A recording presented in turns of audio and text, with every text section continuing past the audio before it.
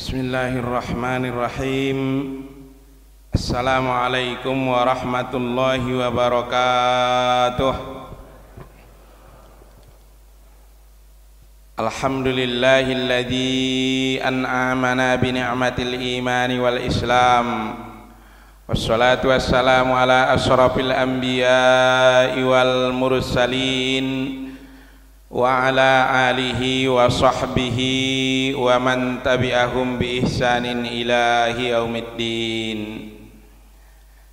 Asyhadu an la ilaha illallah wahdahu la syarikalah, lahul mulku wa lahul hamdu yuhyi wa yumitu wa huwa ala kulli syai'in qadir.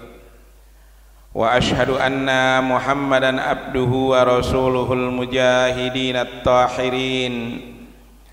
Allahumma salli wa sallim wa barik ala Muhammadin wa ala alihi wa sahbihi ajma'in.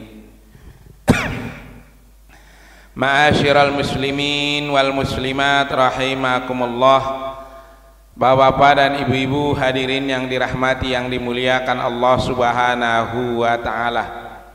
Segenap para asatidz, para hujat, para tokoh masyarakat yang kita muliakan, baik bapak maupun ibu, mudah-mudahan kita semuanya dalam cucuran rahmat dan barokah Allah Subhanahu wa taala dikaruniakan kita sehat wal afiat, taat beribadah kepada Allah Subhanahu wa taala, dimudahkan urusan-urusan kita, dikaruniakan kita rezeki yang halal dan barokah, keluarga yang sakinah mawaddah warahmah, anak cucu keturunan kita menjadi anak cucu yang salih dan salihah.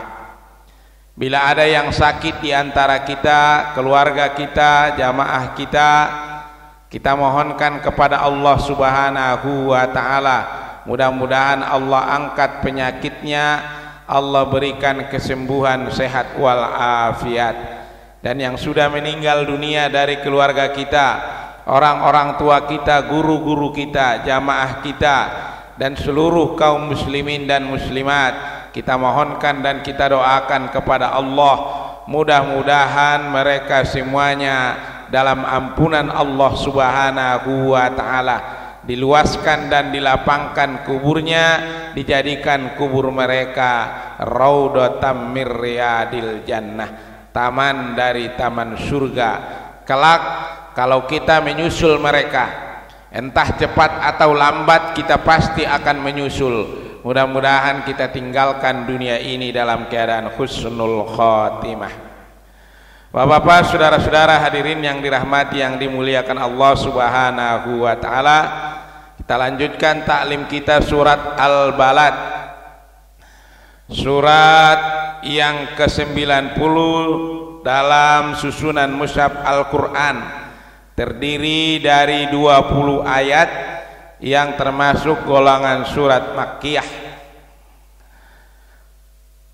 Pada pertemuan sebelumnya kita sudah baca sampai ayat yang ke-10. Insyaallah sekarang kita lanjutkan 11 sampai 20. A'udzu billahi minasy syaithanir rajim. Bismillahirrahmanirrahim. Falaqatahamal aqabah wa ma adraka mal aqabah. Fakku raqabatin aw it'amun fi yaumin dzi masghabah yatiman dza maqrabah aw miskinan dza matrabah summa kana minal ladzina amanu wa tawasaw bis sabri wa tawasaw bil marhamah ulaika ashabul maimanah walladzina kafaru biayatina hum ashabul mas'amah alaihim narum muqsadah.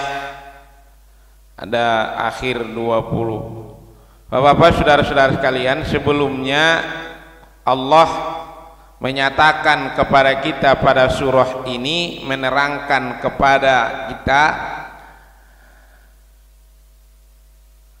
bukankah kami alam naja'allahu ainain, bukankah kami telah memberikan kepadanya dua mata, walisana wasafatain, dan lidah dan dua buah bibir, wahadainahun najadain, dan kami telah menunjukkan kepadanya dua jalan. Pala kota hamal aqobah, tetapi dia tidak mau menempuh jalan yang mendaki lagi sukar, tidak mau menuruti hal-hal yang diperintahkan Allah yang berat, yang sulit. Dia pikir nggak ada yang memperhatikannya, padahal yang memberikan dia mata, bisa melihat, bisa bekerja, bisa berikhtiar, bisa berusaha, bisa mencari nafkah, bahkan dia bisa menjadi kaya karena Allah berikan dia potensi penglihatan, pembicaraan, bisa bicara, bisa ngomong. Itu semua adalah alat yang diberikan Allah. Kalau Allah yang memberikan mata, pastilah yang memberi lebih maha melihat daripada orang yang dikasih. Kalau ada orang memberikan kita uang, harta, nggak mungkin dia memberi kalau dia sendiri tidak punya. Biasanya dia yang memberi itu karena dia lebih banyak. Kalau dia punya 100 juta, nggak mungkin dikasihnya semua-muanya, kasihnya sebagian kecil. Jadi dia sendiri bisa melihat, dia sendiri bisa memperhatikan, maka apalagi yang memberikan dia penglihatan itu. Maka sesungguhnya orang-orang ini harus menyadari, manusia itu harus menyadari, kalau kita punya tenaga, kita punya kecerdasan, Allah lebih kuat karena Allah yang memberikan tenaga.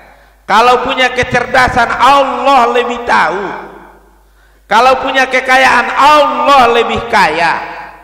Kalau punya jabatan, Allah lebih tinggi kekuasaannya. Maka nggak boleh merasa hebat, merasa sombong dengan semua itu. Kemudian Allah mengatakan kepada kita, mengatakan kepada Rasulullah sallallahu alaihi wasallam, karena awalnya Al-Qur'an ini turun kepada Rasulullah, kemudian disampaikan Rasul kepada sahabat-sahabatnya, dan terus berlanjut kepada kita umatnya ini. Wa hadainahun najadain, kami telah menunjukkan kepadanya dua jalan.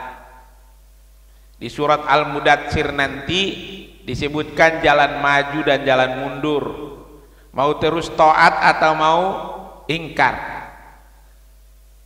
Di surat yang lain disebutkan dua jalan itu adalah jalan taat dan jalan durhaka, jalan takwa atau jalan durhaka.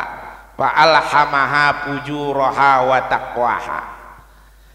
Jadi di sini dua jalan, tidak disebutkan jalan yang bagaimana, tapi ada satu jalan yang disebut palakota hamal aqobah.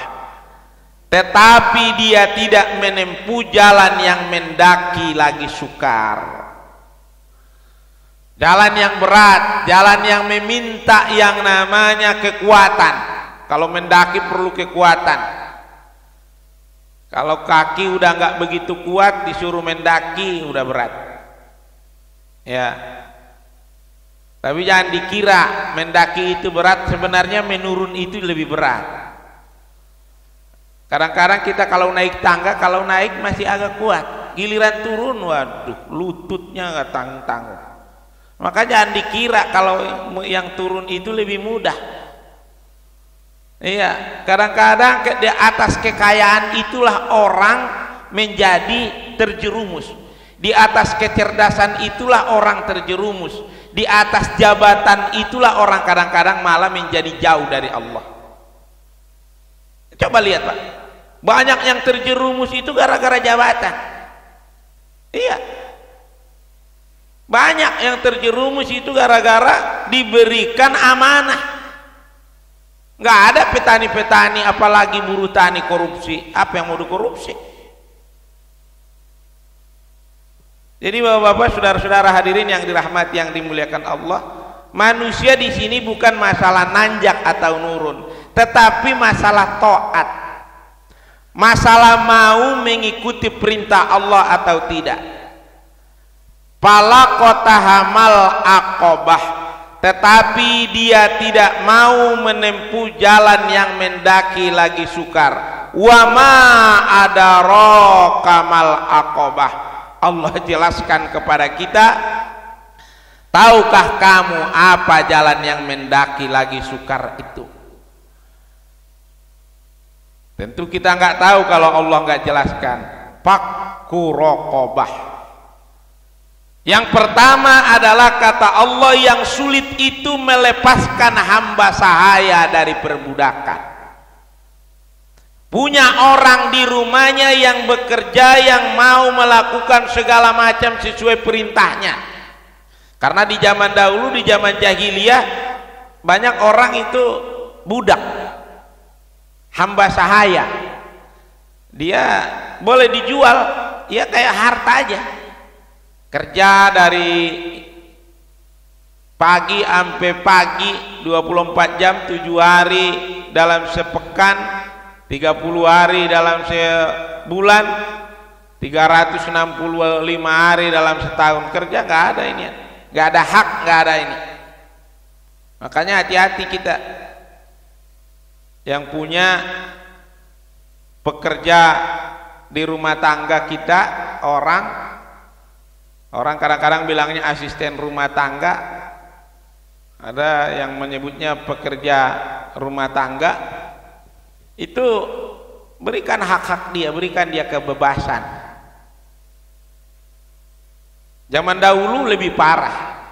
Kalau sekarang mungkin udah ada tawar menawar, cuman kadang-kadang dia melakukannya jadi dalam keterpaksaan. Ya udah, kalau kamu mau segitu, kalau nggak mau ya udah. Jauh dari batas-batas normal. UMR misalkan 4 juta, dia dikasih 1 juta, 1,5 juta, kan jauh banget di batas. Terus kita bilang cuman gini-gini doang kok, cuman gini-gini aja, cuman gini-gini aja, cuman begini. Kalau cuma ya coba kita yang ngerjakan. Buktinya orang-orang kaya itu kalau pas hari raya itu yang namanya asisten rumah tangga pulang kampung repot. Ada yang pindah, udah mak kita nggak usah tinggal di rumah dah, kita di hotel aja tuh. Orang-orang kaya itu kadang-kadang untuk sekedar bikin kopi aja dia malas. Kalau kita kan nggak terlalu kaya-kaya banget. Kalau yang kaya-kaya banget kadang-kadang mendingan tinggal di hotel seminggu. Padahal seminggu dia tinggal di hotel kadang-kadang bisa menghabiskan biaya puluhan juta. Giliran asisten rumah tangganya kadang-kadang untuk ngasih separuh UMR saja dia berat. Tuh. Fakku raqabah, melepas yang begitu-begitu dia merasa berat. Karena menganggap orang lain itu ya hina, menganggap orang lain kerdil, menganggap orang lain kecil. Jadi nggak apa-apalah gitu. Dan menganggap dirinya hebat. Dia pikir Allah tidak melihat semua itu, tidak memperhatikan. Au it'amun fi yaumin dzi masghabah, atau memberi makan pada hari yang lapar. Ya kalau dia lapar ya karena dia nggak aja ada usaha. Dia lapar nggak mau dia kerja, ya udah biarin aja. Kalau memberi itu, ini jadi orang-orang ini kikir, pelit, bakhil. Ciri-ciri orang yang tidak mau menempuh jalan yang disebut fakku raqabah tadi, yang disebut namanya wa ma adaraka mal aqabah itu, aqabah ini adalah mereka-mereka yang kikir, kikir, bakhil, pelit. Pokoknya tuh. Kalau keluar itu aja yang diomong-omongin kemana-mana. Kalau dia memberi itu aja yang dikasih tahu ke orang-orang. Kalau bukan saya, dulu saya tuh yang ngasih. Dulu tuh. Pokoknya kebaikan-kebaikan yang dia lakukan itu diingat-ingat terus. Padahal semestinya kebaikan yang dilakukan dilupakan. Kekurangan yang dikerjakan itulah yang harus diingat-ingat. Jangan dibalik. Kadang-kadang kalau kekurangan kita lupa-lupain. Kesalahan-kesalahan dilupa-lupakan. Kalau kebaikan diungkit-ungkit, diungkap-ungkap terus. Jadi ini ciri orang yang tidak mau menempuh jalan yang mendaki itu adalah jalan Aqobah itu. Pertama mereka itu ya kepada orang lain meremehkan, merendahkan. Kalau sekarang nggak ada hamba sahaya, udah semua orang dimerdekakan. Ya, orang udah merdeka semua. Tetapi ada orang kadang-kadang dibikin dalam situasi keterpaksaan, dikondisikan dia jadinya terpaksa. Akhirnya nggak ada jalan. Betul dia merdeka, tetapi nggak dikasih jalan dengan regulasi-regulasi yang diciptakan oleh orang di sekitarnya.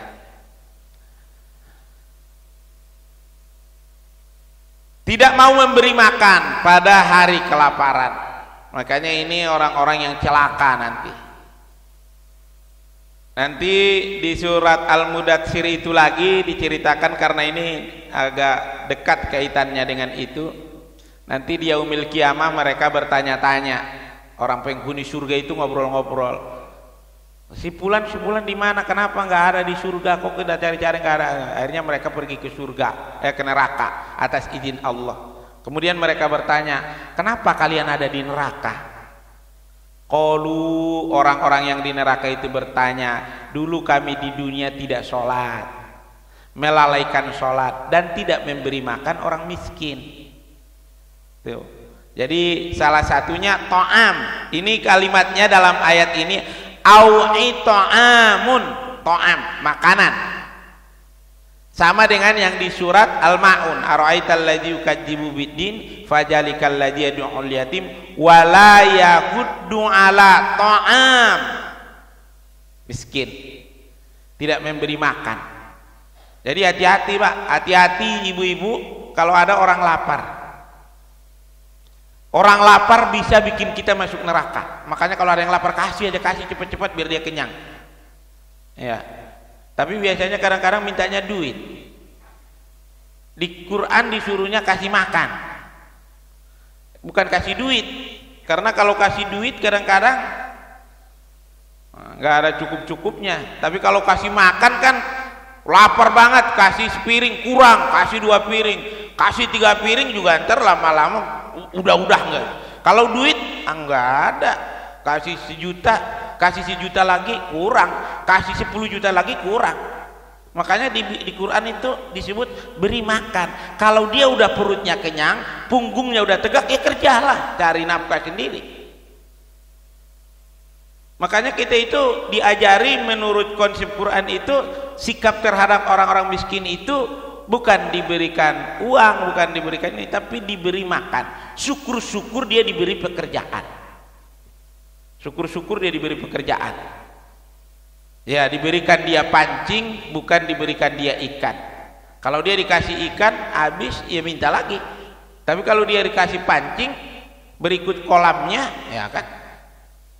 Nggak ada kolamnya, ya cari aja sungai. Oh, ke pinggir laut. Yang penting udah ada pancingnya. Masa kagak dapat? Nggak dapat yang gede, kali dapat yang kecil. Jadi makanya rakyat ini jangan diberi-beri sembako, itu nggak bener itu. Kasih lapangan pekerjaan. Kalau kasih sembako, dapatnya pas lagi mau pemilu doang. Emang makan waktu mau pemilu doang. Kasih lapangan pekerjaan. Au it'amun fi yaumin dzi masghobah, atau memberi makan pada hari kelaparan. Yatiman dza maqrabah, yang sulit, yang jalan yang ditempuh yang sulit itu, jalan yang mendaki itu, pertama tadi memerdekakan hamba, memberi makan orang-orang yang kelaparan, yatiman dza maqrabah, dan anak-anak yatim yang ada hubungan kerabat. Ini dijaga, jangan sampai lapar ini anak yatim, khususnya yang ada hubungan kerabat. Kalau ada ponakan kita, ada tetangga kita, ada saudara kita yang yatim, jaga tuh, hati-hati. Karena kalau bicara yatim ini Pak, ini waduh, kadang-kadang itu tidak ngomong tuh yatim, dan memang nggak ada, dia belum tahu bahasanya, tapi hatinya bicara. Ada seorang bapak umur 40 tahun, set pulang kantor, pulang kerja, naik motor dah, naik motor, set. Kalau rumahnya di sana, di ujung sana, anaknya udah cegat di sini, di gang sini. Pas datang, stop katanya, stop. Bapaknya stop. Apa bos katanya? Naik dia di belakangnya, dia peluk pinggang bapaknya, muter es krim. Bapaknya yang udah capek, yang udah keringatan, nah iya dah, senang ngelihat anaknya, dia muter, mampir beli es krim. Ayo dia udah, ayo pulang ya, udah ya, iya pulang. Sampai di rumah tuh dicium sama bapaknya. Anak yatim yang melihat mikir, nggak bisa bicara, Pak. Enak banget yang punya bapak. Saya pinggang siapa yang mau saya peluk? Sore-sore enak banget orang yang punya bapak nungguin bapaknya habis mandi. Saya siapa yang mau saya tunggu? Matahari tenggelam, muncul cahaya bulan, ayah saya nggak pernah muncul lagi ke dunia ini. Pinggang siapa yang mau saya peluk? Maka hati-hati dengan yatim ini, pendusta agama. Kalau ada, apalagi itu dari keluarga kita. Jadi ya alhamdulillah, Masjid Jamik termasuk yang amat peduli dengan yatim. Disiapkan kadang-kadang biaya sekolahnya, disiapkan ini. Tapi tidak hanya itu aja, kita secara pribadi juga harus syukur-syukur kalau mereka diajak jalan-jalan tuh. Iya, diajak jalan-jalan, dibikin dia senang, diajak jalan-jalan. Kadang-kadang yatim ini bukan karena miskin, Pak. Yatim itu makanya di Quran itu kalau bicara yatim nggak termasuk orang yang menerima zakat. Coba lihat di surah At-Taubah 60 itu, orang-orang yang berhak menerima zakat itu kan tidak ada yatim. Innamas shadaqatu lil fuqara'i wal masakin, sampai nanti gorimin segala macam, 8-8-nya nggak ada yatim. Ada yatim. Kenapa? Karena yatim itu kadang-kadang kaya, Pak. Bapaknya meninggal, ninggalin ruko 16. Cuman dia belum bisa mengelolanya, dia nggak tahu. Dia yang dia butuhin adalah tangan yang mau menggandengnya. Dia butuh ada pelukan-pelukan hangat. Karena anak-anak itu kalau ribut lagi main sama temennya, yang punya bapak, bilangin bapak gua loh, itu bangga. Bahkan dalam buku ilmu jiwa agama yang ditulis Profesor Dr. Zakiah Derajat itu bagi anak-anak, ayah bagaikan Tuhan. Kamu dapat duit dari mana? Dari ayahku dong. Tuh, kamu punya sepeda, yang paling beli ayahku. Semua ayahnya, semua bapaknya, papa aku dong. Pokoknya yang paling kuat, yang paling gagah, yang paling hebat itu papanya. Makanya anak-anak yatim ini itu, jadi kalau masalah harta belum tentu dia nggak punya, jangan-jangan ada peninggalan bapaknya. Yang paling parah memang bapak sudah tak ada, harta pun tak punya itu. Kalau hartanya banyak, duitnya banyak, peninggalan bapaknya banyak, peninggalan bapaknya rumah bagus, mobil bagus, bini yang ditinggalin cantik, banyak yang suka. Banyak yang suka. Tapi kadang-kadang sama yatimnya belum tentu suka. sama yatimnya. Tuh. Karena kadang-kadang kalau ada santunan yatim, ibu-ibu datang bawa anaknya, ada orang bilang, saya kalau kelihat anak yatim ini pada saya sedih, tapi kalau kelihat matnya jadi pingin. Tuh, ada yang begitu. Jadi ini ketiga adalah yatim, au miskinan zamat robah, atau kepada orang-orang miskin yang sangat fakir. Orang-orang miskin yang sangat fakir ini juga sangat penting diperhatiin. Tapi ini memang jalan berliku. Ini kadang-kadang menjadi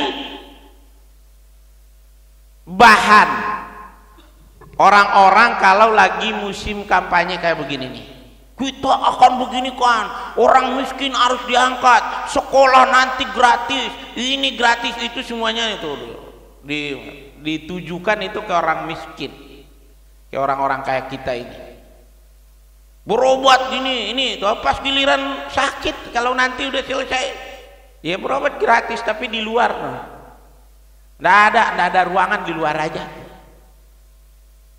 Kadang-kadang orangnya udah ngap-ngapan masih ditaruh di luar, ntar aja. Kenapa? Pakai BPJS.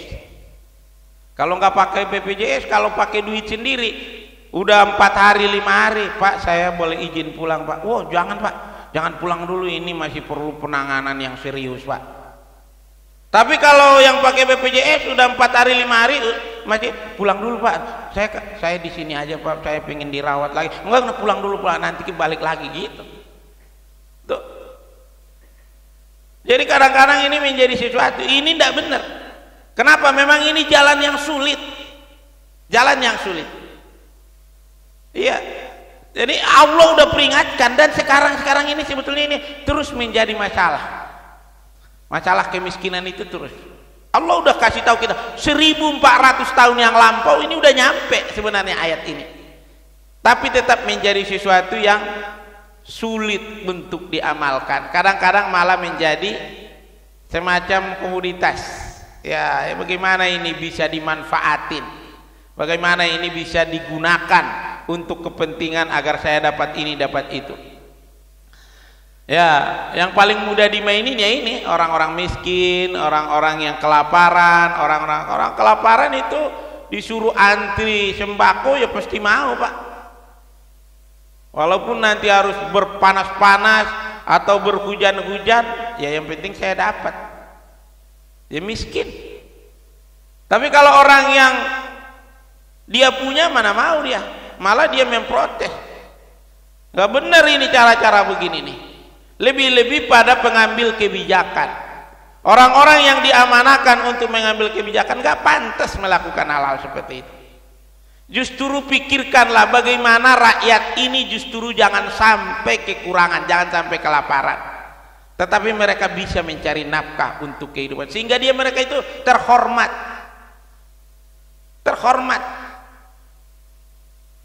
Saya pernah dapat kisah di Cisarua, Cipayung tepatnya. Ada seorang bapak, tadinya adalah salah seorang manajer di Jaya Raya, Hotel Jaya Raya yang Cipayung. Bapaknya ini manajer, tapi rupanya Allah memberikan ketentuan di saat anak-anaknya yang paling besar masih SMP, anaknya ada tiga orang, 2 laki-laki 1 perempuan, yang kecil belum sekolah, yang nomor 2 SD, yang paling besar SMP. Itu bapaknya meninggal. Yang manajer ini meninggal. Setelah meninggal memang masih ada lah untuk hidup. Pada tahun berikutnya setelah bapaknya meninggal, pas mau Ramadan, adalah santunan di hotel itu. Karena bapaknya adalah mantan karyawan di situ dan tadinya punya jabatan, termasuklah mereka yang diundang untuk mendapatkan santunan. Kemudian kata ibunya, "Nak, ini ada santunan untuk kalian bertiga, pergilah ke sana. Nih, nanti ditukar ini, dikasih di sana." Akhirnya anak-anaknya pergi ke sana. Disuruhlah baris antri. Yang di depan kakaknya, baru adiknya, baru yang paling Yang nomor 2 malah di belakang. Jadi yang kecil ditaruh di tengah. Antri. Setelah dapat pulang, yang kakaknya itu amplop dibanting depan maknya.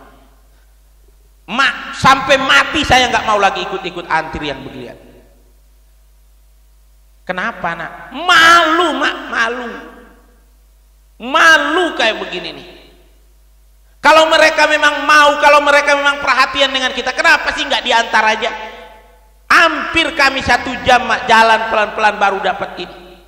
Semua orang ngeliatin, semua tamu-tamu hotel ikut ngeliatin. Malu mak. Saya janji sama adik-adik saya nggak bakalan mau lagi gini-ginian. Jadi memang untuk anak-anak yatim ini juga kita perlu jaga kemuliaan dan kehormatannya. Antarin aja lah. Saya yakin ada orang yang mau, remaja-remaja kita mau itu. Kadang-kadang itu dibanting sama dia. Dan alhamdulillah itu anak lulus di Unpad. Sekarang udah selesai, udah ini. Bahkan udah terima kerja di sebuah BUMN bagus. Dan adiknya yang kecil itu saya dapat informasi itu dapat diterima di UI. Pintar-pintar. Rupanya yang lain mungkin gak kayak begitu, nggak sampai begitu. Diem, tapi rasa malu itu juga pasti ada. Ya, jadi saya agak-agak ini itu yang namanya ini harus perhatian kita Pak. Termasuk ya ini antarin aja lah, jangan disuruh dia antri-antri itu. Kalau kita punya antarin, dan bila perlu diem-diem, nggak usah, karena kalau diomong-omongin dia kagak enak. Ya, diomonginnya yang umum aja. Masjid ini telah memberikan santunan kepada fuqara wal masakin, saudara-saudara kita yang duafa sebanyak 200 juta dan telah dibagikan kepada sekian orang, sekian jiwa. Terima kasih atas semua partisipasinya. Adapun daftar yang menerima sudah ada pada panitia. Saudara-saudara yang ingin tahu, yang ingin lihat silahkan. Gak usah ditempelin namanya tuh, si Anu 3 liter. Pas yang baca orang lain, dicolek. Lo tadi kemarin mak lo dapat 3 liter ya, lo kan malunya minta ampun Pak. Coba dibalik kalau itu ke kita itu rasanya itu wah bisa kita buang tuh kalau dibalik kalau ke kita atau ke keturunan kita. Mungkin sekarang kita termasuk orang-orang yang tidak, tapi kita belum tahu bagaimana nasib anak cucu kita di belakang hari. Jadi agar itu dimuliakan, dihormati. Tapi itu memang kan orang pinginnya, wah baik banget orang itu beri santunan 100 juta. Kan itu yang dia pingin nih. Sementara yang disantuni nggak dipikirin. Makanya ini jalan mendaki, jalan yang sukar. Memberi tetapi tidak membuat kita dipuja-puji orang. Oh itu yang berat tuh. Kalau memberi terus dipuji-puji orang, makanya lihat tuh. Saya terus terang Pak, termasuk orang dari saya membaca Al-Quran dan mendengar nasihat-nasihat penjelasan dari Quran ini, saya termasuk orang gak suka dengan bagi-bagi sembako itu. Apalagi pulau di jalanan, di lapangan tuh. Itu mempermalukan. Kalau mau diam-diamlah kasih. Diam-diam kasih. Jangan dipermalukan orang. Tetapi kadang-kadang karena rendahnya kapasitas dan kualitas orang juga kadang-kadang ya bodoh amat. Ngapain mikir-mikirin harga diri, dari mendingan mikirin perut. Ada juga yang begitu tuh. Emang kadang-kadang begitu, udah miskin harta, miskin juga ilmu, miskin juga harga diri, ya sempurna lah. Tapi kadang-kadang itu dimanfaatkan orang-orang yang ngerti. Mestinya kan orang yang ngerti jangan gitu, jangan dimanfaatkan biar kelihatan hebat. Partai anu ngasih minyak goreng segini tuh, cocoknya orangnya yang digoreng itu tuh. Saya kurang setuju Pak. Saya merasa janganlah dieksploitasi orang-orang yang sudah lemah. Mereka itu memang tidak bakalan bisa melakukan pembelaan diri. Kenapa? Satu, kapasitas intelektual mereka rendah. Yang kedua, badan-badan mereka juga lemah. Yang ketiga, mereka ekonominya rendah. Jangan ngurus itu, malah dimanfaatin untuk kepentingan-kepentingan jabatan, kepentingan politik. Summa kana minal ladzina amanu wa tawasau bis sabari wa tawasau bil marhamah. Dan mereka ini tidak termasuk orang-orang yang beriman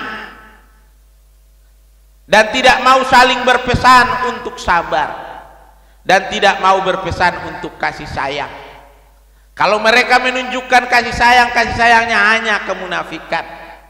Kalau mereka berpesan tentang kesabaran cuman lift saja agar kelihatan indah manis. Maka Allah berpesan jalan terjal, jalan mendaki berikutnya adalah orang-orang ini nggak mau menyampaikan pesan-pesan yang baik. Ulaika ashabul maimanah. Mereka orang-orang yang beriman saling berpesan. Kalau orang-orang beriman itu saling berpesan. Tawasau bil haqqi wa tawasau bis sabar wa tawasau bil marhamah. Kalau orang-orang beriman saling berpesan.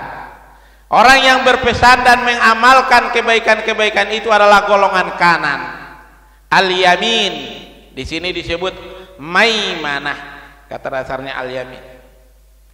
Ini adalah orang-orang yang golongan kanan. Golongan kanan ini akan dimasukkan ke dalam surganya Allah.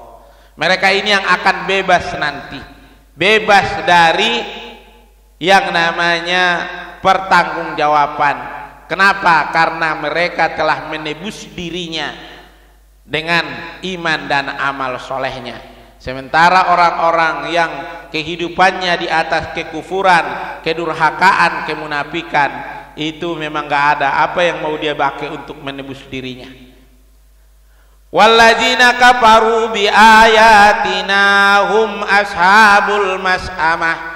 Dan orang-orang kafaru, orang-orang kafir kepada bi ayatina, kepada ayat-ayat kami, ashabul mas'amah, mereka adalah golongan kiri. Kalau yang tadi adalah ashabul maimanah, golongan kiri. Ashabul ini penghuni surga juga dibilang begitu, ashabul jannah di surah Al-Asyar ayat surah 59. Penghuni neraka juga ashabun nar, penghuni atau kelompok surga, kelompok neraka. Di sini disebut ashabul mas'amah. Ashabul mas'amah, orang-orang kafir itu adalah mereka itu golongan kiri. Ini istilah. Kalau orang-orang baik disebutkan golongan kanan, orang-orang yang jahat, orang-orang yang buruk adalah disebut golongan kiri. Alaihim narun mu'sadah, mereka berada dalam neraka yang tertutup, terpenjara, terkunci, tidak bisa keluar. Tidak bisa keluar nanti, tertutup. Neraka apa yang ditempati orang-orang seperti ini, yang mereka itu tidak peduli dengan orang-orang miskin, gak peduli, tidak mau memberi makan itu kepada orang-orang yang kelaparan. Kalau dilihat nanti di surah Al-Mudatsir itu neraka sakor. Neraka sakor. Iya. Bapak-bapak, saudara-saudara hadirin yang dirahmati, yang dimuliakan Allah Subhanahu wa ta'ala, maka orang-orang yang sudah dimasukkan ke dalam neraka sakor itu, ke dalam neraka ini tertutup, tidak bisa keluar, tertutup, tidak ada tempat untuk bisa keluar lagi. Orang-orang ini disebut namanya ashabul mas'amah, golongan kiri. Tempat mereka adalah neraka yang tertutup rapat, sehingga neraka begitu luar biasa panasnya. Mereka itu tentu akan sangat menderita di dalamnya. Dengan demikian ia menemukan kesulitan hidup yang tiada tara di akhirat. Kenapa?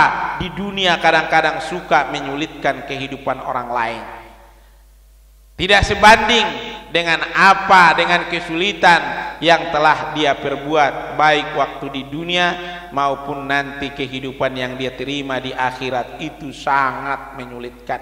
Mungkin karena di dunia kurang bersyukur, Allah berikan kelapangan yang kita rasakan ini, jangan kita anggap itu adalah karena kehebatan kita. Kalau kita anggap itu kehebatan kita, itu yang membuat orang jadi kikir. Kelapangan rezekinya bikin dia jadi kikir. Kenapa? Karena dia, ini kan saya yang cari, ini kan usaha saya. Iya, orang lain juga berusaha, cuman orang dapatnya segitu. Semua berusaha. Tapi kalau dia merasa ini karunia Allah, maka ada hak orang lain yang dititipkan Allah kepada saya, maka saya harus keluarkan. Nah, ini bukan punya saya, ini saya dititipin sama Allah. Yang dititipin ini ada bagian orang di sini, baik melalui zakat, melalui infak, melalui sodako. Ini harus saya alirkan.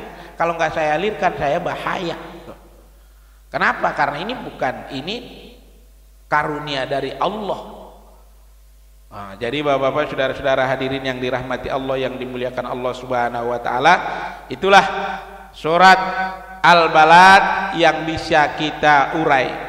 20 ayat ini kalau sungguh-sungguh, kalau kita tilaah lebih dalam, kita tadabburi, mungkin 5 tahun nggak kelar. Ya, kalau kita tadabburi surah Al-Balad ini, apalagi kalau kita amalkan, seumur hidup kita tentu tidak selesai. Karena kalau kita amali, tapi dalam pertemuan kita, dalam taklim kita, dalam kajian kita, alhamdulillah 2 ahad selesai. Tapi itu bukan selesai berarti ininya, itu baru selesai kita baca. Mudah-mudahan menjadi taufik hidayah bagi kita, pendorong untuk kita bersama-sama mengamalkan ayat-ayat Allah yang mulia ini, sehingga nanti ini menjadi bekal kita kembali ke hadapan Allah Subhanahu wa taala. Al-Fakir yang menyampaikan kajian ini, tentu mohon maaf kalau dalam penyampaian ada hal-hal yang kurang berkenan, ada hal-hal yang kurang pas. Kepada Bapak dan Ibu, silahkan ditambahkan, silahkan didiskusikan oleh kita bersama-sama untuk menyempurnakan hasanah dari taklim kita ini. Atau mungkin ada hal-hal yang mau ditanyakan. Falyatafaddal maskuro. Monggo Bapak Ibu, silahkan. Demikian materi yang disampaikan oleh Ustadz. Mudah-mudahan kita bisa memetik, mengambil hikmah dan pelajaran yang beliau sampaikan tadi, sehingga kita bisa lebih baik di dalam kehidupan kita sehari-hari. Baiklah para bapak dan ibu, kita masuk kepada sesi selanjutnya, yaitu sesi tanya jawab. Bagi bapak dan ibu yang barangkali mempunyai pertanyaan, kami persilahkan. Silahkan Pak Musin, barangkali. Yang lainnya ada? Pak Darsano, Pak, silakan.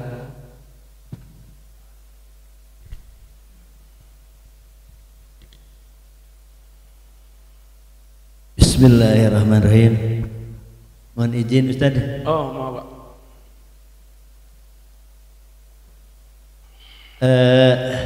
Sebagai prolognya, izinkan saya mengkomparabel, membandingkan kondisi yang terjadi di Arab zaman jahiliyah ini kan, kedua dibandingkan dengan sebutlah kultur di di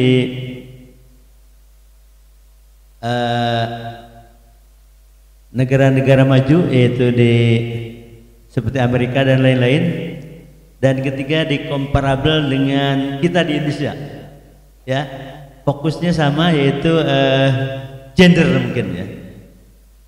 Di Amerika disebut gender, katakanlah gitu. Di Indonesia adalah pria wanita, tapi di Arab itu memang beda itu. Jadi pertanyaan saya mohon pendalaman lah.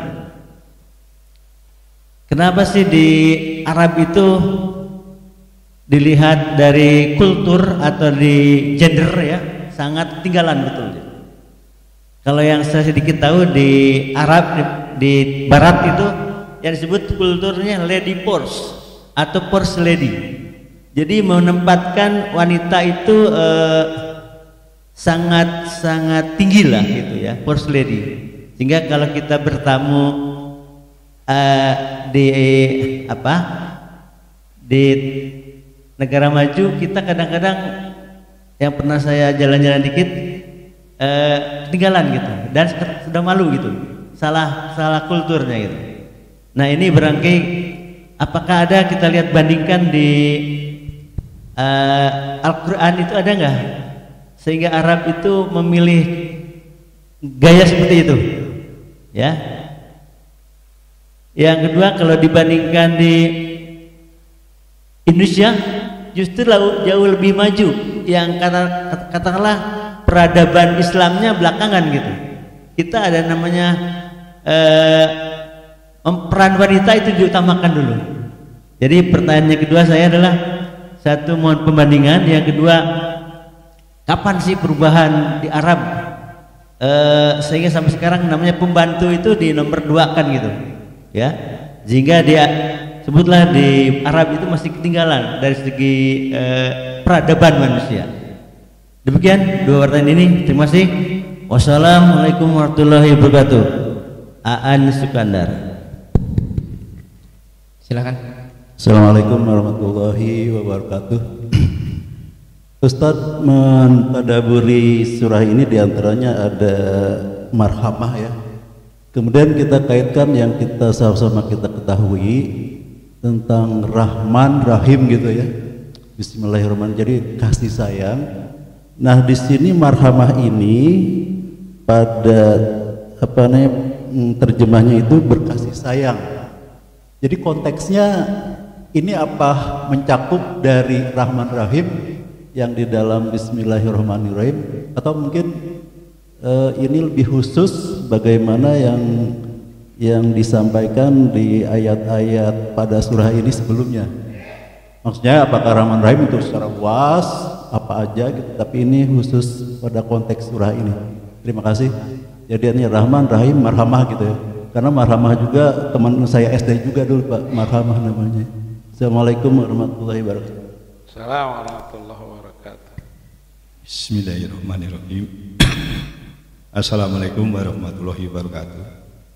Ustadz yang kami hormati, ada pesan moral dan spiritual di dalam surat Al-Balad. Dikatakan bahwa manusia itu diciptakan untuk menghadapi kesulitan dan sekaligus jangan terperdaya dengan kekuasaan serta harta benda. Nah, pertanyaannya, kan manusia itu lahir adalah suci awalnya, tapi kemudian ada catatan bahwa Allah menciptakan bahwa juga sekaligus ada kesulitan dalam menghadapinya.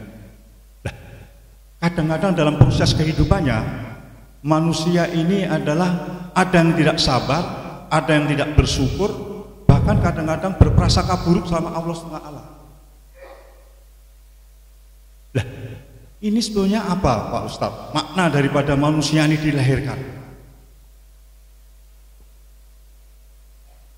Apakah kita ini adalah memang untuk mencapai kebahagiaan dunia dan akhirat kelak, atau memang hanya untuk akhirat saja? Tapi kadang-kadang manusia terpeleset, duniawilah yang diutamakan. Kita sadar pada saat ini, kita di masjid sadar, wah kita nanti semuanya pengen akhirat, tapi di keluar di masjid kita sudah duniawi lagi. Kadang-kadang, nah itu kan manusiawi Pak Ustaz. Nah ini mohon penjelasannya. Terima kasih. Assalamualaikum warahmatullahi wabarakatuh.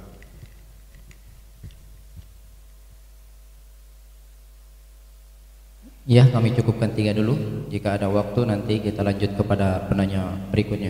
Pada Ustaz silakan. Alhamdulillah, terima kasih Bapak-bapak. ini kayaknya pertanyaan berat-berat semua ini. Pertama masalah culture ya, budaya, khususnya kaitan dengan gender di Arab, di Amerika, di Indonesia.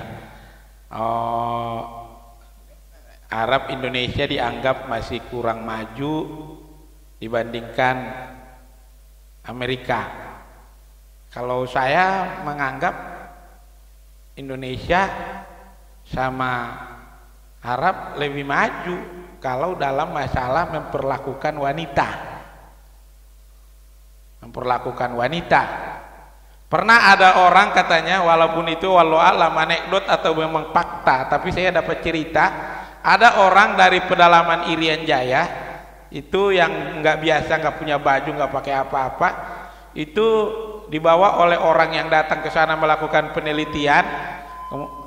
Kemudian dia dibawa ke Amerika sana, nyampe di sana diajak jalan-jalan ke diskotik, disuruh buka baju. Nih modern kayak begini nih. Loh kalau begini mah di tempat saya juga udah lama nggak pakai baju, kata dia. Tempat saya dari dulu nggak pakai baju, telanjang nari-nari gitu udah dari zaman dulu katanya. Jadi justru itu adalah ketertinggalan. Menghormati wanita itu memang memperlakukan mereka sebagai kodrat wanita. Emansipasi yang diperjuangkan di Indonesia bukanlah emansipasi untuk meruntuhkan harkat martabat wanita, tetapi agar mereka mulia, mereka diberi kesempatan untuk belajar, mendapat ilmu pengetahuan yang setinggi-tingginya, tetapi tidak menyebabkan mereka keluar dari fitrah kewanitaannya. Apa yang paling utama dari perempuan itu? Sepintar-pintarnya perempuan, setinggi-tingginya jabatan perempuan, tetap saja kalau tubuhnya itu menjadi pandangan dan sorotan bagi laki-laki. Orang tidak akan lihat bagaimana dia jabatannya apa, menteri atau apa. Kalau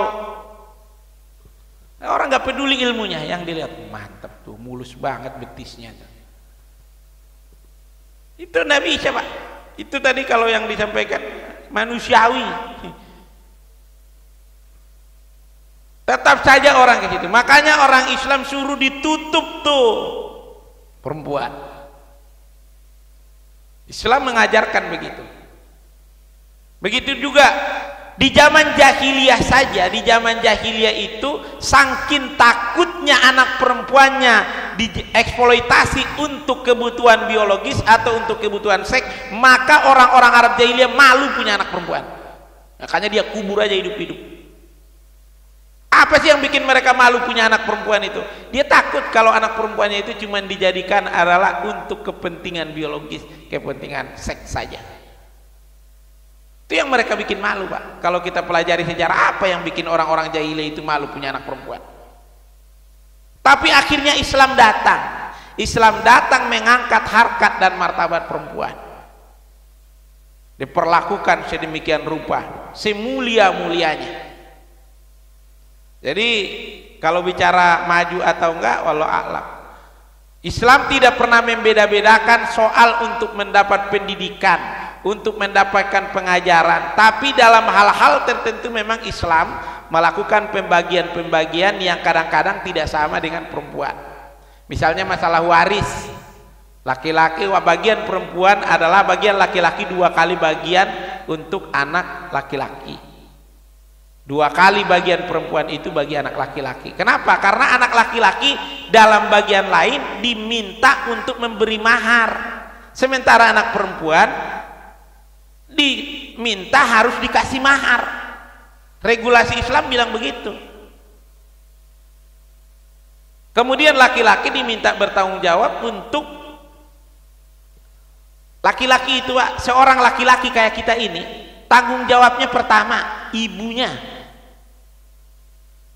yang kedua istrinya, ketiga anak perempuannya. Ini tanggung jawab kita. Jadi karena tanggung jawabnya besar, maka warisan bapaknya dia dikasih lebih besar, kasih lebih besar. Jadi dia tanggung jawabnya besar, banyak yang harus dia nafkahi. Seorang laki-laki itu tidak boleh kalau ibunya lapar, itu bukan tanggung jawab siapa-siapa, tanggung jawab anak laki-lakinya. Orang tuanya kekurangan, itu tanggung jawab anak laki-lakinya. Begitu juga istrinya, begitu juga anaknya. Bahkan sampai kalau nanti anaknya punya anak perempuan tapi anak itu meninggal dunia, cucu kita yang udah gak ada ayahnya menjadi tanggung jawab kita juga. Besarnya tanggung jawab laki-laki. Tuh. Sementara perempuan ditanggung jawabi oleh banyak laki-laki. Seorang perempuan ditanggung jawabi oleh bapaknya, ditanggung jawabi oleh suaminya, ditanggung jawabi oleh anaknya. Tuh. Jadi perempuan itu sangat mulia, dijaga kehormatan dan kemuliaannya, maka dia nggak usah terlalu payah-payah untuk mencari apa-apa di dalam kehidupan, karena ada banyak yang bertanggung jawab untuk dia. Tapi kalau di negara-negara yang tadi dibilang maju, yang kalau menurut kita itu tidak begitu maju, justru enggak. Ada informasi terakhir ini, Pak. Kok enggak usah, kenapa kok sih masa lain istri kok itu main dengan laki-laki lain? Kalau di negara-negara Eropa sana biasa aja itu, setelah suami istri itu menikah atau diresmikan pernikahan mereka di rumah ibadah mereka, setelah itu punya anak 1-2 udah merasa bosan, yang laki punya teman perempuan lagi, yang istri punya teman laki-laki lagi, itu biasa-biasa aja. Mereka di rumah cuman ya menunjukkan aja mereka harmonis di depan anak-anaknya. Sebenarnya mereka udah nggak saling butuh. Mereka paling cuman butuh untuk membesarkan anak-anak soal mereka. Kan gitu, Pak. Itu yang dibilang maju. Itu tidak beradab. Islam bagaimana kalau memandang begini? Islam memandang begini, ceraikan. Kalau memang udah nggak ini, ya pisah. Bukankah itu yang lebih solutif, yang lebih memberikan solusi? Jadi kita tidak bisa. Kenapa? Karena perempuan. Tapi kita kadang-kadang kan kita ngelanggar ketentuan agama itu. Jadi kita nggak bisa bilang. Tergantunglah dari aspek mana kita memandang kemajuan itu. Ya, agak-agak sulit juga, Pak. Kalau kita punya pasangan atau punya istri, misalkan nih kerja di sebuah perusahaan, kemudian ada dinas luar, pergi berdua, bertiga, berempat, dinas luar pergi, roman-romannya agak susah juga. Kalau bagi saya diterima begitu. Istri kita misalkan umur masih di bawah 50 tahun, pergi sono mari itu, makanya kalau bisa udah di rumah aja lah. Pintar ya, pintarnya untuk mendidik anak-anaknya biar melahirkan anak-anak yang hebat. Saya tuh, Pak. Ya paling banter ya kerja-kerja yang biasa, yang bisa tiap hari pulang, siang pulang ke rumah, yang biasa-biasa aja, agar dia sedikit cerdas gitu bergaul. Tapi kalau untuk ini, nanti gajinya 100 juta, bodoh amat, memang nyari duit aja. Tuh. Jadi Islam itu memang ada, Pak. Kalau seseorang perempuan pergi dari luar rumah dalam hal-hal yang biasa kurang dari 24 jam, itu nggak usah pamit dengan suaminya, nggak usah izin dengan anak laki-lakinya, dengan muhrimnya, nggak apa-apa. Dia mau pergi ke pasar kan nggak harus nungguin, harus izin. Orang biasa dikerjakan sama dia tiap hari. Tetapi kalau udah pergi lebih dari 24 jam dan menginap, itu memang harus izin. Tapi kadang-kadang izin ini kan izin yang berat, Pak. Izin yang berat. Ya gimana ya, udah biarin aja dah. Sebenarnya semua laki-laki itu pada hakikatnya punya rasa cemburu yang besar kalau dia cinta dengan istrinya. Nah, itu aturan-aturan yang dibuat dalam Islam. Apakah itu merupakan ketertinggalan? Menurut saya enggak. Justru itu adalah kemuliaan. Iya, kemuliaan dan kehormatan. Kemudian berikutnya adalah marhamah. Ar-Rahman, Ar-Rahim, ada marhamah. Sampai teringat punya dulu teman, apa waktu SD, apa waktu SMP, namanya si Marhamah, kata Pak Haji tadi. Punya keingatan. Itu marhamah itu cantik apa biasa-biasa aja Pak Haji? Tuh, marhamah. Marhamah itu tawasau bis sabari wa tawasau bil marhamah. Berwasiat karena kasih sayang, bernasehat karena kasih sayang. Apa ini? Ini bukan dari kata Ar-Rahman, tapi ini dari Ar-Rahim. Ini dari Ar-Rahim. Sifat Allah Ar-Rahman itu menyeluruh, memberi tanpa pilih kasih, siapapun diberi. Tapi Ar-Rahim itu memang cinta, kasih sayang. Jadi kalau kita berwasiat, memberi nasihat, bukan karena pokoknya udah saya kasih, bukan, tapi ini saya lakukan karena memang cinta. Jadi berwasiat itu, nasihat yang benar. Nasihat itu adalah saling mengingatkan kepada yang benar pertama, saling mengingatkan untuk sabar, dan itu dilakukan karena kasih sayang. Makanya ada orang suka bilang, saya mengkritik ini, saya menyatakan ini karena saya cinta dengan negeri ini, saya cinta dengan keluarga ini, saya cinta dengan masjid ini misalnya. Makanya memang kadang-kadang kalau ada orang menyampaikan itu, walaupun kadang-kadang pahit, itu tidak boleh kita anggap sesuatu yang buruk.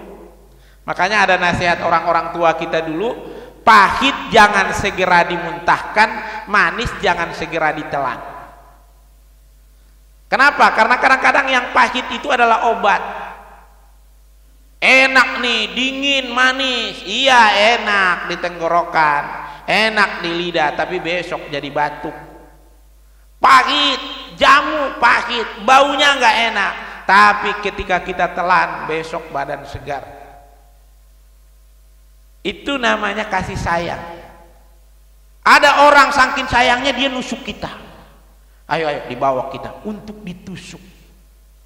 Untuk ditusuk, iya, karena sayangnya. Bawa ke dokter, nyampe di dokter, tusuk. Kadang-kadang nusuknya Pak nggak ketemu, satu lubang pindahin ke sini, pindahin, pencet. Itu bukan karena benci. Kenapa Anda tusuk saya? Karena sayang. Sakit, berdarah, iya, bengkak, iya, tapi karena sayang. Justru kalau kasih sayang itu kadang-kadang pahit, perih. Jadi nasihat-nasihat itu, seorang ayah kadang-kadang berkata yang perih, berat kepada anak-anaknya. Kenapa? Karena saking sayangnya. Seorang ibu tahu anaknya itu pules, enak, nikmat itu tidur, tapi dia bangunkan, dia tarik selimutnya, nah udah subuh berangkat. Kenapa? Karena sayang. Kalau nggak sayang, wah kasihan masih masa pertumbuhan. Itu bukan sayang, itu yang begitu, itu namanya nggak benar. Tuh, jadi marhamah ini lakukanlah karena sayang, walaupun kadang-kadang itu jadi pahit. Ya, emang nggak enak. Ya nggak, kadang-kadang nggak enak, sering tidak enak. Kemudian terakhir adalah manusia ini, ada pesan moral tadi disampaikan Pak Haji di ayat ini, manusia ini jangan terperdaya dengan harta dan jabatan. Pada hakikatnya semua manusia lahir dalam keadaan fitrah, tapi kadang-kadang kan tergelincir. Kalau lagi di masjid begini, kayaknya kita jadi udah baik banget, kita kayaknya udah harus baik. Nah, tapi keluar dari sini kata Pak Haji, kadang-kadang kita lupa lagi. Kalau begitu di masjid aja kita, atau paling tidak sering-sering kita di masjid, lama-lama kita di masjid. Baik bapak-bapak, saudara-saudara sekalian, memang betul. Itulah asbabnya Allah membukakan pintu taubat. Kemungkinan kita ini tergelincir sangat besar, kemungkinan kita ini salah sangat luas, keliru, terperdaya dengan hawa nafsu, terperdaya dengan bujuk rayu setan, terperdaya dengan indahnya dunia ini. Itu sangat manusiawi, iya. Makanya segera menyadari kalau udah keliru, tubu ilallahi taubatan nasuha, bersegeralah kembali dengan kembali yang sungguh-sungguh. Karena itu makanya ada satu pintu untuk kita namanya taubat. Karena kita ini sangat mungkin banget lahir memang suci tanpa dosa, karena kita tidak mengenal yang namanya dosa warisan. Setiap manusia yang lain, kullu mauludin yuladu alal fitrah, setiap orang yang lahir ke dunia ini, mau orang tuanya Islam mau nggak Islam, itu semua suci. Makanya kita ndak perlu diapa-apain, pokoknya habis itu lahir, yang perlu adalah bukan kitanya, orang tua kita. Apa yang harus dilakukan orang tua kita sebagai bentuk rasa syukur kita lahir ke dunia ini? Pertama, kita diajankan, setelah diajankan kemudian disiapkan nama yang baik, gunting rambutnya, berikan akikah, sembelih akikahnya. Beda dengan orang lain, disuruh dimandiin. Kenapa dimandiin di tempat tertentu begitu? Untuk membersihkan dosa. Kenapa dibersihin? Kan baru lahir, karena ada dosa warisan. Kalau kita nggak ada, kalau rumah warisan kita punya mungkin. Kalau dosa warisan kita nggak ada. Dosa tanggung masing-masing. Tuh. Jadi kita ini sangat mungkin keliru. Kadang-kadang salah bersikap terhadap orang lain, salah bersikap terhadap asisten rumah tangga kita, salah bersikap terhadap bawahan-bawahan kita. Itu sangat mungkin. Karena itu kalau udah disadari itu keliru, segeralah perbaiki. Bagaimana cara memperbaikinya? Ada beberapa pintu. Pertama adalah aku salah. Taubat itu nomor 1, ngaku salah. Kalau nggak ngaku salah, apa yang mau ditaubat? Oh, salah saya itu, keliru saya itu, ngaku salah. Setelah mengaku salah, mohon ampun. Saya salah ya Allah, ampunkan saya. Saya sudah keliru ya Allah, ampunkan saya. Ketiga, menyesal. Menyesal dengan sungguh-sungguh. Keempat, janji dengan sepenuh hati, tidak ngulangi lagi. Tidak ngulangi lagi. Ini dosa terhadap Allah. Kalau dosa terhadap manusia, ada tambahnya satu lagi. Punya orang balikin. Hak orang balikin, iya. Nyesal tuh tadi ngambil sendalnya, astagfirullah, tapi sendalnya dipakai terus. Ya itu balikin. Ya kalau sendal gampang balikinnya. Ya kan, kalau bansos yang salah bagiin, wah ini yang repot Pak. Tuh. Kalau yang namanya harta bangsa ini yang salah gunakan, mestinya hak si A, hak si B, hak si C, tetapi diambil sama dia, tuh bagiinnya susah, balikinnya. Makanya yang nih, hukukul adami, hak-hak kemanusiaan, kembalikan. Baru taubat itu. Makanya kalau dengan Allah kita tidak terlalu sulit Pak. Sekian tahun kita mungkin sering meninggalkan sholat, sering ini kita datang kepada Allah. Allahu Akbar, ya Allah, aku mohon ampun. Di masa muda saya dulu orang tua saya nyuruh saya sholat, malah saya pergi main bola, malah saya pergi ngambil mangga orang. Di masa remaja saya disuruh pergi ngaji, malah ngambil jambu tetangga. Saya banyak salah ya Allah, syukur saya Engkau berikan saya umur sampai segini. Ampunkan salah. Sebanyak apapun dosa kita, pintu ampunan Allah jauh lebih luas. Tapi dengan manusia hati-hati. Kita maki-maki orang, kita rendahkan orang lain. Setelah beberapa waktu berikutnya kita menyesal, kita datang minta maaf. Pintu maafnya tidak seluas ampunan Allah. Kadang-kadang hatinya tertutup. Lebaran salaman. Maafin ya Bude, maafin ya cipika-cipiki ibu-ibu. Selesai, Bu, tadi udah salaman sama dia. Ya gimana nggak salaman, orang banyak. Ibu udah maafin? Kagak. Saya nggak bakal maafin ntar di hadapan Allah tuh. Kenapa? Karena pintu hati manusia nggak seluas pintu ampunan Allah.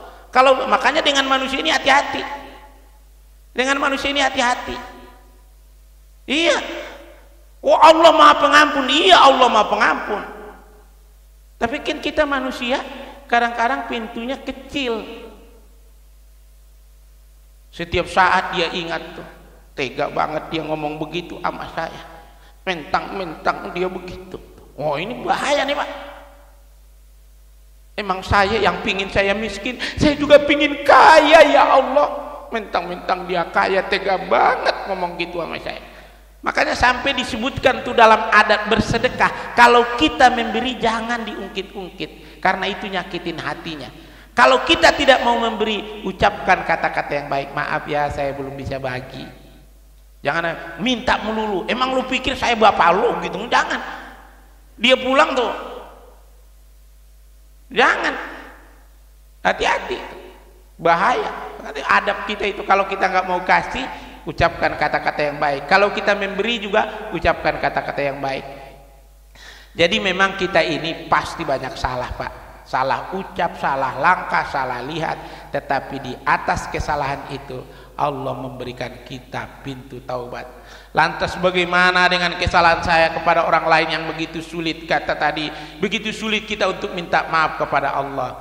Ya muqallibal qulub, wahai yang membolak-balikkan hati, saya tahu dia sakit hatinya karena ucapan saya tahu dia sakit hatinya karena perbuatan saya. Tolonglah ya Allah, bukakan hatinya agar mau memaafkan saya. Ya muqallibal qulub, Allah yang membolak-balikkan hati. Tuh, makanya dengan manusia ini ya kita minta lagi kepada Allah, karena Allah yang Maha Kuasa. Alhamdulillah jam 6.30 sudah lewat. Terima kasih, mohon maaf yang sebesar-besarnya. Banyak yang ingin rasanya kita dapatkan, banyak yang ingin rasanya kita sampaikan, tapi kemampuan yang terbatas yang dikaruniakan Allah cuma segitu. Mudah-mudahan Allah limpahkan kepada kita taufik hidayah, terang hati kita, jernih pikiran kita dalam menjalani hidup ini. Mudah-mudahan kita senantiasa berada dalam siratal mustaqim. Usikum wa nafsi bitaqwallah. Subhanakallahumma wa bihamdika asyhadu an la ilaha illa anta astaghfiruka wa atubu ilaik. Billahi taufik wal hidayah. Assalamualaikum warahmatullahi wabarakatuh.